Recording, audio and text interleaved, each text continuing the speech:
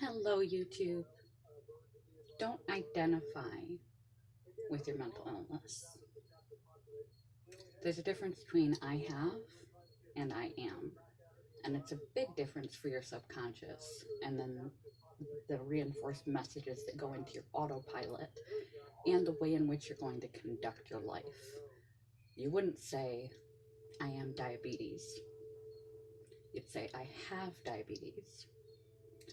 The difference between identifying yourself with your disorder and as your disorder is going to make it easier for you to work your life around your disorder versus conduct your life hinged upon your disorder. If I identified myself as my eating disorder, I am bulimic versus I have bulimia. I have an eating disorder. I am my eating disorder. It becomes your identity. And it becomes very hard to try to mitigate, minimize, control, and counter your symptoms so that this aspect of me, my diabetic symptoms, don't interfere with my life. I want to work with it, through it, and around it as much as possible so that the whole grander schema of who I am, what I can do, what my life can be about, is not interrupted as minimally as possible by my diabetes symptoms, my management, and its symptoms, so that I don't wind up having my life revolve around up and down blood sugar and diseased organs and a catastrophic outcome. And my whole life is my diabetes.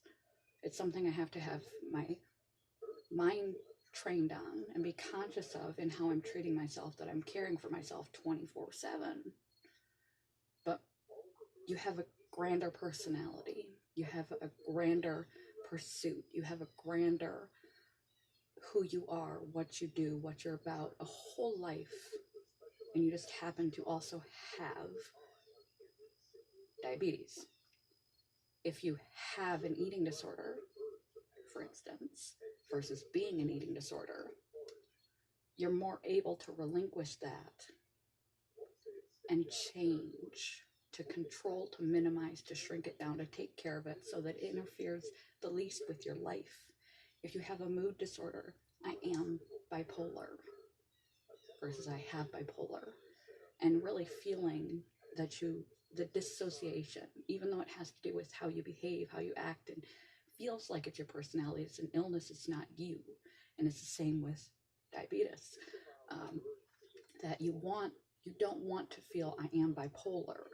And if you didn't behave and act in a erratic and dramatic fashion, which is people's envisioning of what bipolar is, it isn't even what bipolar is, but that if you were stable, if you gained stability, you took all your medication, you did all the steps, and it was really a managed condition that wasn't a part of your life, well, now what? What am I without this? Who am I without this? Without my frequent trips to the psych hospital? Who am I without my depression? I don't know how to be happy. I don't know what a happy person does. You don't want that to be your life to be consumed and subsumed, and your whole identity to be consumed and subsumed by your illness.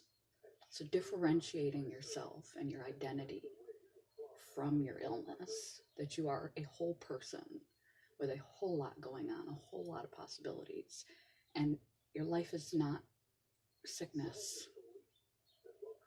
Sometimes you're a person who sometimes gets sick, and you have a condition you have to manage. The same goes for mental illnesses. It is not you, and you need to make that clear boundary in your mind in order to recover, in order to want to recover, in order to make it a small little issue that occasionally needs taken care of, that you manage so it stays back here, out of sight, out of mind, out of interfering with your life, because you want your life You want your health, happiness, joy, and the ability to be free from your symptoms to enjoy your life and pursue who it is you really are and who you want to be.